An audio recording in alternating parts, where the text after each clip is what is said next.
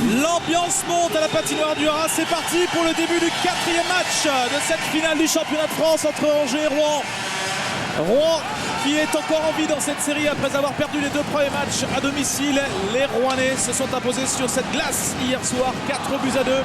La série est relancée. Qui vient de mettre sa première ligne de supériorité numérique en place. Avec Malette. Malette pour Cristal Bleu, le lancer d'Amquist, le rebond et le but. Le but d'Éric Doucet. Premier but de la série pour Éric Doucet. On voit sa joie et surtout, premier coup sur la tête pour Angers. On sait que le premier but est très important dans les matchs de série. On va voir s'ils vont avoir une réaction ou s'ils vont se faire entre guillemets lobotomiser comme hier sur le début de match. La joie d'Éric Doucet, le tir d'Amquist à la bleue et sur le rebond laissé par Peter Aubry. Éric Doucet reprend le palais pour le mettre dans le filet. 1-0. La passe devant le filet, attention le surnombre devant la cage et du trafic. Là on a vu le palais ralentir à cause de l'eau. La croix, Koenig. Et oh l'arrêt. Oh l'arrêt de Trevor Koenig. Exceptionnel, c'est un miracle. C'est l'arrêt du match. À bout portant. Incontestablement. À la Dominique Assec. Et ben on nous le disait, moins en confiance et je pense que là il va avoir réglé en une seconde son souci. On revoit la qualité de l'arrêt de la main gauche. Quel duel on a eu là, c'était Balouche il me semble qui avait pris le lancer. Et qui a eu le temps de placer son tir. Trevor Koenig. Attention à Koenig. Il prend des risques. Pas d'extravagance, c'est pas nécessaire pour tomber d'un 0. Malette, attention à Karl Malette. Lancer puissant, le rebond pour Karl Malette. Dégagement de la défense angevine. Karl Malette qui a vraiment pris un bon lancer, qui était vraiment pas loin d'enlever la lucarne à Peter Aubry. Auberg. Papka. Poussé. Très bonne rentrée de zone. On est installé, malheureusement la pénalité se termine. Attention le palais. Et le deuxième but. Le deuxième but marqué par Marc-André Tinel. Le break est fait. Le break est fait en faveur de Rouen qui mène 2-0 dans ce match 4. Juste à la fin de la supériorité numérique, on voit Karl Malette qui récupère le palais à la ligne bleue, qui est contré dans les patins de Marc-André Tinel. Et tout de suite derrière, il décale le palais d'Aubry qui est déjà par terre et met dans le but quasi vite malgré certains jaillissements des défenseurs angevins. On voit le petit décalage avec le contrôle du patin.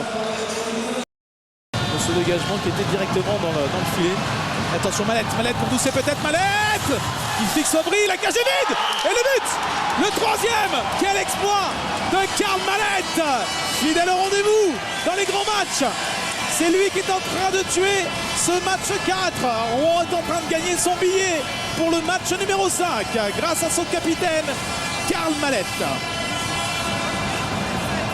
Je regarde les visages angevins et on les voit très émoussés. Regardez là. Il fixe complètement Aubry qui perd l'équilibre. En fait, il déclenche tout sur la fin du premier shoot. Maintenant, il va mettre Aubry par terre. Voilà. Quel but magistral de la part de Karl Malette. Et derrière, il évite le retour de Simon Lacroix où il est accroché. En ce début de période, la glace n'est pas complètement sèche. Zwickel, le contre pour Jonathan Zwickel. À ses côtés, il y a Tinel. Lancé Tinel. Et le but. Et Rouen, avec ce 4e but, assomme le match. Assomme les Angevins. Ça semble plier. On a vu qu'Angers était déjà dans l'usure à 4-4. On a vu Bellemare partir sur un 2 contre 2. C'est passé en 2 contre 1 du fait que Bellemare n'ait pas eu la force. Pas la volonté, parce qu'on a bien vu à sa tête qu'il avait le souhait de revenir, mais vraiment pas eu la force de pouvoir rattraper le deuxième attaquant rouennais, qui est le buteur. Le doublé pour Marc-André Tinel. Les 3 fantastiques sont là aujourd'hui. Tinel, Doucet, Malette, auteur des 4 buts. On revoit la perte de palais là sur le 4e but. C'est Kevin Higier qui perd le puck à la ligne bleue. Et derrière, le lancer de Marc-André Tinel sur une passe de John Zwickel.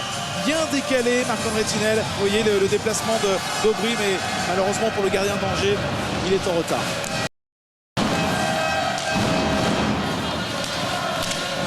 Babka qui cherchait une passe au deuxième poteau avec une fin de lancer sur Tarantino. Roman. Le lancer. Lampérier, le but. Le but de Loïc Lampérier. Le 5e. Le premier but qui n'est pas marqué par les Magiques.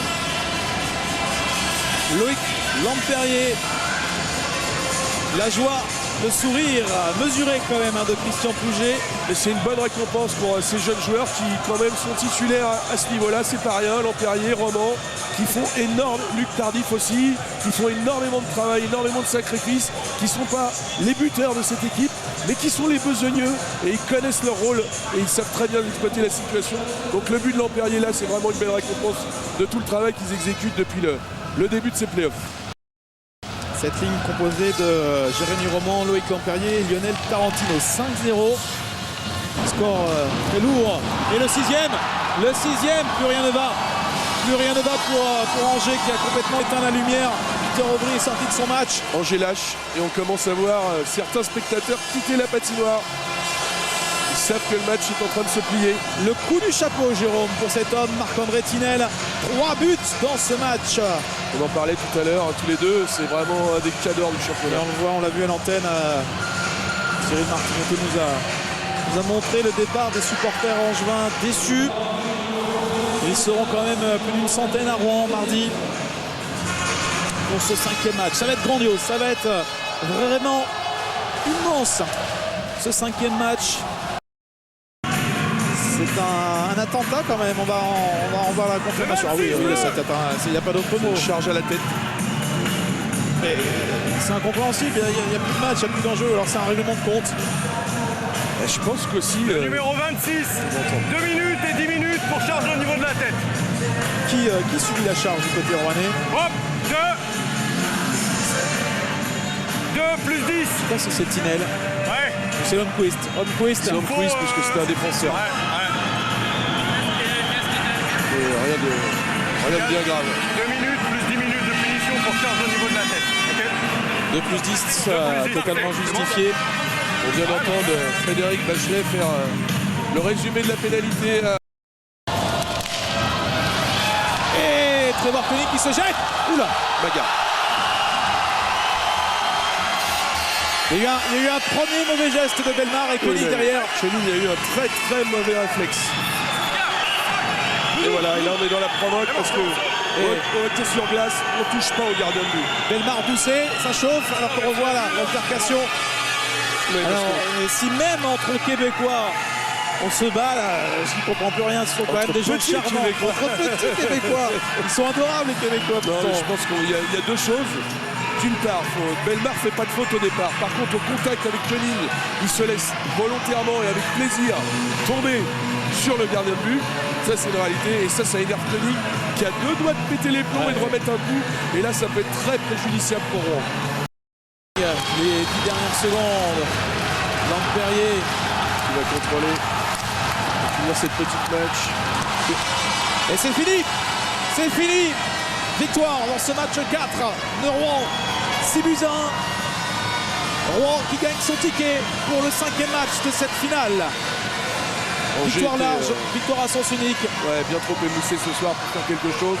Et en plus, sur les débuts des 2 premiers tiers, ils ont été cueillis à froid. Rendez-vous mardi à 20h en direct sur l'antenne de Sport Plus pour le 5e match. Le dénouement de cette finale 2010 entre Angers et Rouen. Nous sommes en direct à la patinoire de l'Île-la-Croix pour ce match entre Angers et Rouen. À mardi. Salut à tous. Au revoir.